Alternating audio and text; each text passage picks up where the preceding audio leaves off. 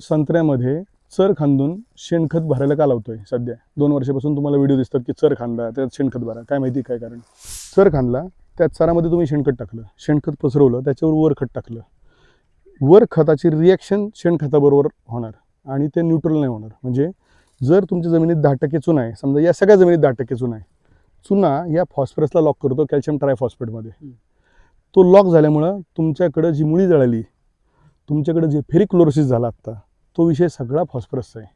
Phosphorus Uptake झाला असता तर बड फॉर्मेशन झालं असतं, डोळे लवकर तयार झाले असते, डाळिंब लवकर सेट झाला असता, संत्रा हिरवा राहिला असता, कारण pH खाली होता.